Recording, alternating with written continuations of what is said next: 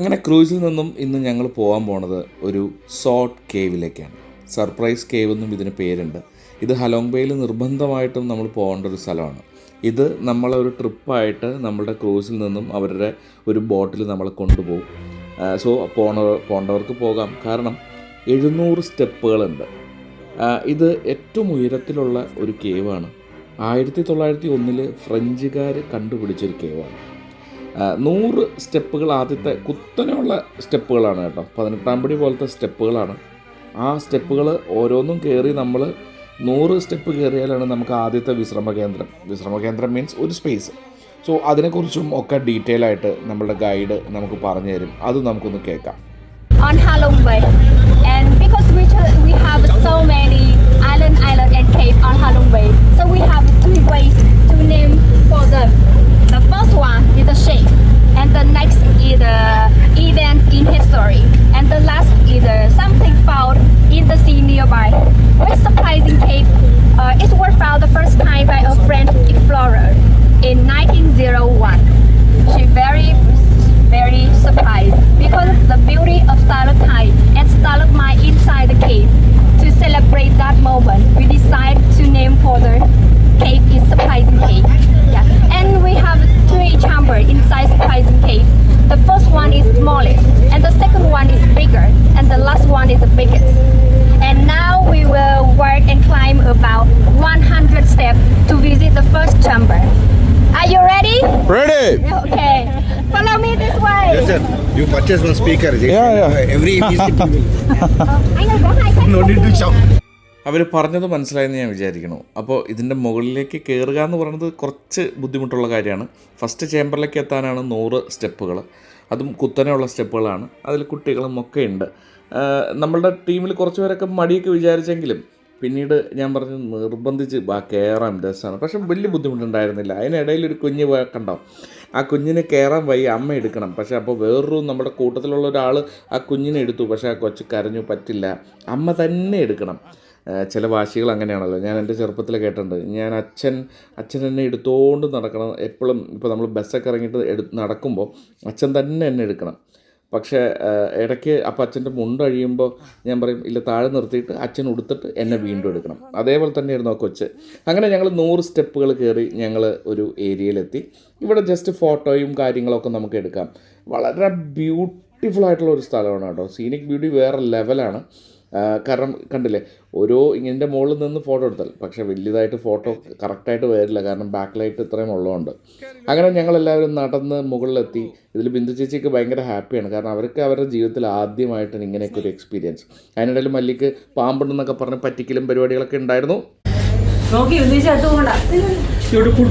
Hand. That is good.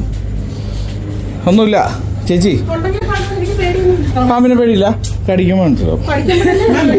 അങ്ങനെ ഞങ്ങൾ അവിടെ നിന്ന് ആ വിശ്രമമൊക്കെ കഴിഞ്ഞ് ഞങ്ങൾ അടുത്ത ഫസ്റ്റ് ചേമ്പർ തൊട്ടപ്പുറത്ത് തന്നെ കുറച്ച് സ്റ്റെപ്പ് കയറി കഴിഞ്ഞ് കഴിഞ്ഞാൽ ഫസ്റ്റ് ചേമ്പർ എത്തി.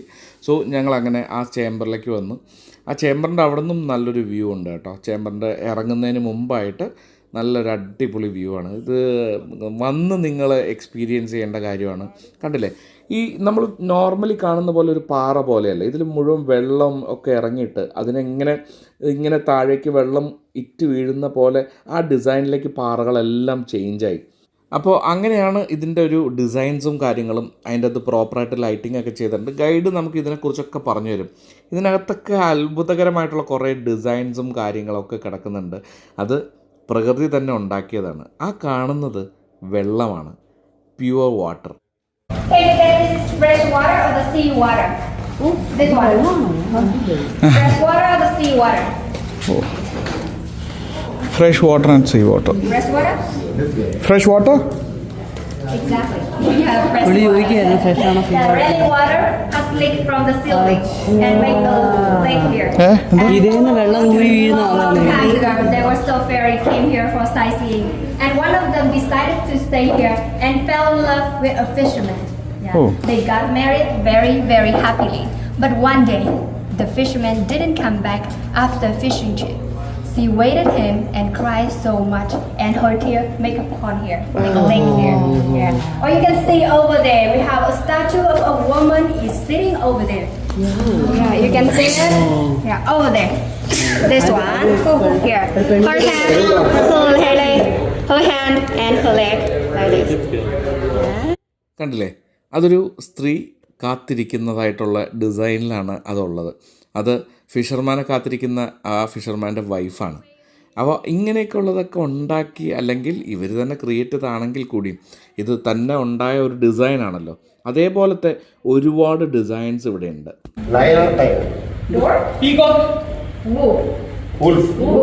Yeah, it's looking at the ceiling. അവരൊരു വോൾഫാണ്. വോൾഫ് ഓരിയിടുന്നതായിട്ടുള്ളൊരു ഡിസൈനിലാണെന്നാണ് പറഞ്ഞത്. അതിനുശേഷം ഞങ്ങൾ അടുത്ത ചേമ്പറിലേക്ക് നടന്നു കയറി.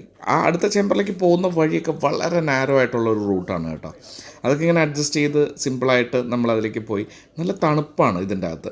അങ്ങനെ അടുത്ത ചേമ്പറിലേക്ക് ഇങ്ങനെ ഓരോരുത്തർ കണ്ടും ഫോട്ടോ എടുത്തൊക്കെയാണ് പതുക്കെ വരുന്നത്. ഞാൻ പക്ഷേ ഗൈഡിൻ്റെ കൂടൊപ്പം തന്നെ സ്പീഡിൽ നമുക്ക് അടുത്തടുത്ത് എന്ത് വിഷ്വലാണെന്ന് അറിയാനുള്ള ഒരു എക്സൈറ്റ്മെൻറ്റും കൂടി ഉണ്ടല്ലോ.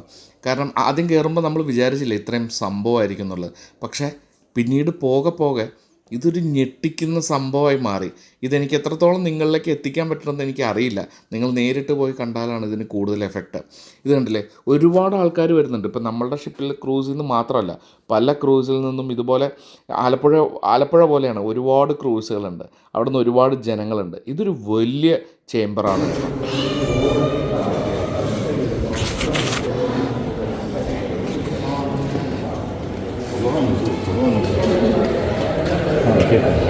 We gather here. This is the second chamber. It's bigger than the first one. Oh. Chamber, I want to share to you some stalagmite. This one, please follow my pointing this way. Everybody, this one. Can you guess what does this look like? Look like a coconut tree. This one, coconut tree. And we have an animal is climbing on the coconut tree over there. Monkey, yeah, exactly. Monkey is climbing on the coconut tree. Exactly. This one. Everybody, can you guess what does this look like? ഒരാൾ കെട്ടിരിക്കുന്നത് Crown. Yeah, the face, face and a beard. His crown, eyes, nose, mouth, face, and then his crown. And over there we have a big animal over there. This one, a big animal. Snake. Crocodile, exactly. Crocodile. Its eye and its mouth. Yeah, crocodile. Yeah. And we have another one over there, small one. No.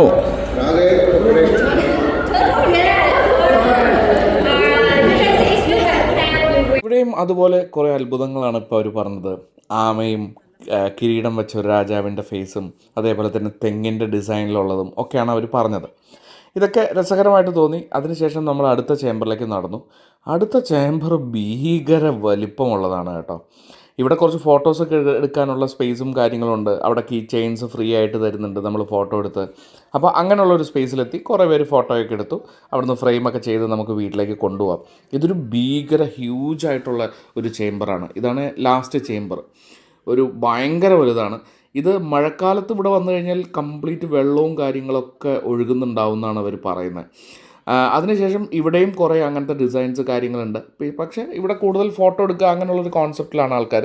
ഇത് കണ്ടില്ലേ, ഇത് key chain അവർ free ആയിട്ട് കൊടുക്കും, ഒരു photo frame ചെയ്താൽ മതി എന്നൊക്കെ പറഞ്ഞിട്ടുള്ള ബിസിനസ്സും പരിപാടികളും. മാക്സിമം എവിടെയൊക്കെ അവർക്ക് ടൂറിസത്തിൻ്റെ ബിസിനസ് കാണാൻ പറ്റുമോ അതെല്ലാം അവർ കാണുന്നുണ്ട്. അതുപോലെ ആയിരിക്കണം. അതിനുശേഷം ഞങ്ങൾ അവിടെ നിന്ന് അവർ കുറേ പേര് അവിടെ നിന്നു. പക്ഷേ ഞാൻ കുറച്ചും കൂടി നടന്നു. അപ്പോൾ എൻ്റെ മുമ്പിൽ രണ്ട് കപ്പിൾസ് ഉണ്ടായിരുന്നു. അവർ ഫോട്ടോ എടുക്കലും കാര്യങ്ങളൊക്കെ ആയിട്ടാണ്. അവരുടെ ബാക്കിലായിപ്പോയി. പിന്നെ ഞാൻ ഒരു സമയം കഴിഞ്ഞപ്പോൾ ഞാൻ അവരുടെ മുമ്പിലേക്ക് ചാടിക്കയറി. അതിനുശേഷം ഞാൻ നടന്നു പോകുമ്പോൾ കുറേ ടീമുകൾ നടന്നു പോകണുണ്ടോ. അവരുടെ കയ്യിൽ ഒരു എല്ലാവർക്കും ഒരു ടോക്ക് ബാക്ക് പോലത്തെ ഒരു സാധനം അവരുടെ നെഞ്ചത്ത് കിടക്കുന്നുണ്ട് ഒരു റെഡ് കളറിൽ. അതെന്താണെന്ന് പറഞ്ഞാൽ അവരുടെ ചെവിയിൽ അതിൻ്റെ ഒരു ഇയർഫോണും കാര്യങ്ങളൊക്കെ ഉണ്ട്.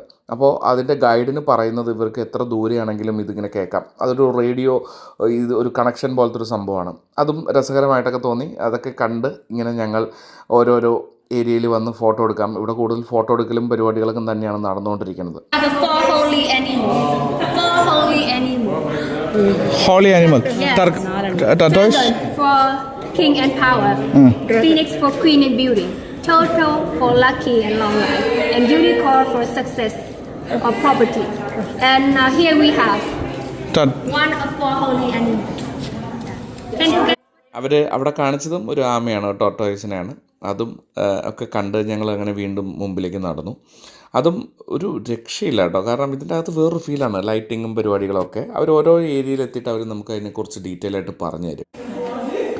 And you can see over there at the ceiling over there, you can see a picture of Halong Bay mini sign and upside down.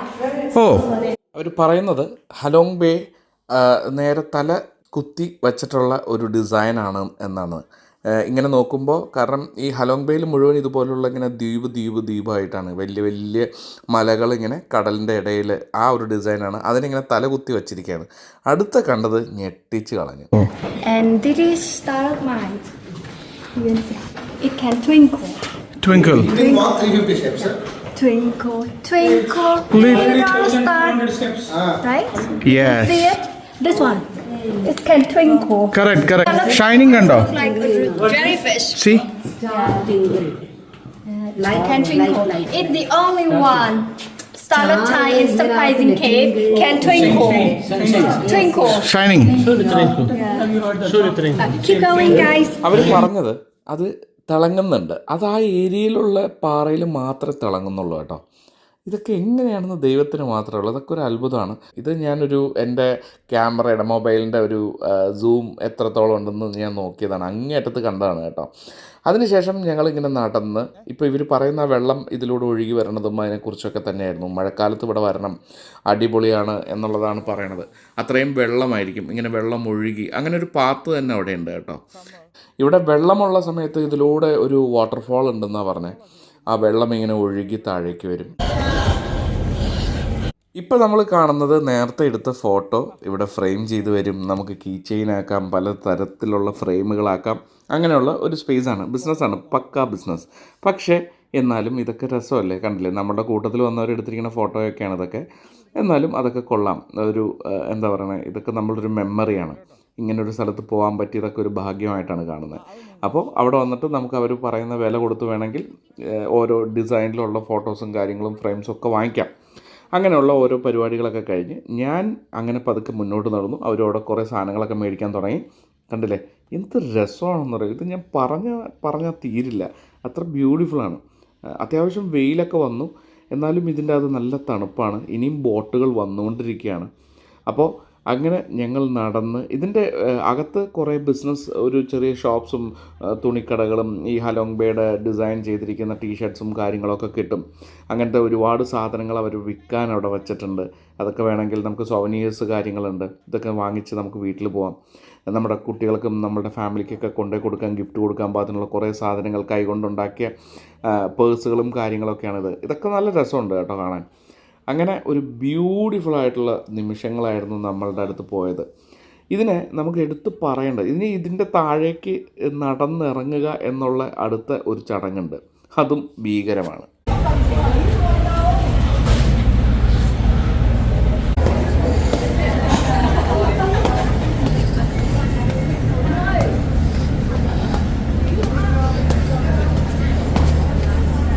അയ്യോ ഈശ്വരമേ, ഇതിൻ്റെ ഇടയിൽ കൂടെ ഒക്കെ എങ്ങനെ?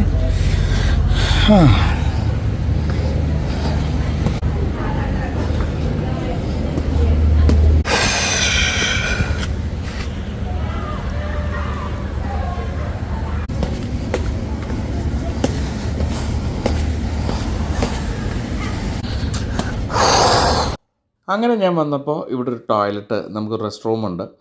അതൊക്കെ ഞാൻ വെറുതെ കയറി നോക്കി. നമ്മുടെ നാട്ടിലൊക്കെ ആണെങ്കിൽ ഇത് എത്രത്തോളം വൃത്തികേടായിട്ടായിരിക്കും കിടക്കുക. നമ്മുടെ നാട്ടിനെ കുറ്റം പറയണതല്ല, പക്ഷെ അതാണ് ആൾക്കാരുടെ ആറ്റിറ്റ്യൂഡ്. ഇവിടെ വരുമ്പോൾ ഇതിൻ്റെ അത് പ്രോപ്പർ ക്ലീനായിട്ട് ഫാനൊക്കെ വെച്ച് അടിപൊളിയായിട്ട് ഒരു ടൂറിസ്റ്റുകളെ എങ്ങനെയൊക്കെ ഒരു പാമ്പർ ചെയ്ത് കൊണ്ടുപോകാമോ അതേപോലെയാണ് അവരെല്ലാം സെറ്റ് ചെയ്തിരിക്കുന്നത്. അവിടെ ഒരു ക്ലീനിങ് സ്റ്റാഫുണ്ട്. അവർ ഫുൾ ടൈം ക്ലീനിങ്ങും പരിപാടികളുമാണ്. ഇവിടെ മുഴുവൻ എന്തെങ്കിലും ഇലകൾ വീണാൽ അടിച്ചു വരിക അങ്ങനെയുള്ള. ഇവർ വെറുതെ കാശുണ്ടാക്കുകയല്ല, കുറേ കഷ്ടപ്പെട്ട് അതിന് വേണ്ടിയിട്ട് ടൂറിസ്റ്റുകളെ മാക്സിമം അവർക്ക് എന്തൊക്കെ സൗകര്യങ്ങൾ കൊടുക്കാമോ അതെല്ലാം കൊടുത്ത് അങ്ങനെയാണ് അവരിതിനെ കൊണ്ടുപോകുന്നത്. ഇത് കണ്ടില്ലേ, ഇതൊരു ബ്രിഡ്ജാണ്. ഇതൊരു കല്ലും കൊണ്ടുണ്ടാക്കിയൊരു ബ്രിഡ്ജ്. അതിലിങ്ങനെ ഭംഗിയാക്കിയിട്ട് ഇതുപോലെ ഹാൻഡ് റെയിലിംഗ് ഒക്കെ അതെല്ലാം ഫുൾ ഈ കല്ലിലാണ് ഉണ്ടാക്കിയിരിക്കുന്നത്. അങ്ങനെ നടന്ന് അവിടെയാണ് നമ്മളുടെ ബോട്ട് കൊണ്ടുപോകുന്നത്. നമ്മൾ ഇറങ്ങിയത് അപ്പുറത്താണെങ്കിലും നമ്മളെ പോകുന്ന ബോട്ട് അപ്പുറത്താണ്. ഇവിടെ വരുമ്പോൾ ഇതേപോലെ തന്നെ കുറേ ഷോപ്സ്, കാര്യങ്ങൾ, ജ്യൂസ്, ഇതൊക്കെ ഉണ്ട്. ചക്ക വെട്ടണം, അതിനൊക്കെ ഭയങ്കര വിലയാണ് കേട്ടോ. നമുക്കിവിടെ ഒരു വിലയില്ലാത്ത സാധനത്തിനൊക്കെ അവിടെ ഭയങ്കര വിലയാണ്.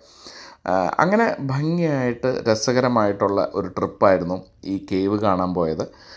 അങ്ങനെ ഞങ്ങൾ തിരിച്ച് എല്ലാവരും നമ്മളുടെ ബോട്ടിലേക്ക് എത്തി. അവർ പക്കയായിട്ട്, ഈ ഗൈഡ് നല്ലൊരു ലേഡിയാണ് കേട്ടോ. അവർ അടിപൊളിയാണ്. അവർ നമ്മളുടെ ആ ക്രൂസിലെ ഉള്ള ഗൈഡാണ്. അവരങ്ങനെ നമ്മളെല്ലാവരും തിരിച്ചു കൊണ്ടുവന്ന് കയറ്റി. അങ്ങനെ ഞങ്ങൾ ഈ ഗൈഡിനോട് നന്ദി പറഞ്ഞുകൊണ്ട് ഞങ്ങളുടെ ക്രൂസിലേക്ക് ഞങ്ങൾ വീണ്ടും തിരിച്ചു പോവാണ്. ഇനി നമ്മൾ നേരെ ക്രൂസിൽ ചെല്ലുന്നു, അവിടെ നിന്ന് ചെക്കൗട്ട് ചെയ്യുന്നു, തിരിച്ചു പോവുക എന്നല്ലാതെ വേറെ പ്രത്യേകിച്ച് കാര്യങ്ങളൊന്നുമില്ല. അടുത്ത എപ്പിസോഡ് ഗംഭീരമാണ്. ഇവിടെ വിയറ്റ്നാമിൽ ട്രെയിനും പരിപാടികളൊക്കെ ഉണ്ടല്ലോ, ട്രെയിൻ സ്ട്രീറ്റൊക്കെ ഉണ്ടല്ലോ, അതൊക്കെ കാണാൻ പോകുന്നത് ഞങ്ങൾ ഇവിടുന്ന് നേരെ അങ്ങോട്ടാണ്. അപ്പോൾ നിങ്ങൾ കണ്ടുകൊണ്ടിരുന്നത് ഡേവിഡി ടെയിൽ ടോക്സ്. ഞാൻ നിങ്ങളുടെ സ്വന്തം ദേവദാസ്, സൈനിങ് ഓഫ്.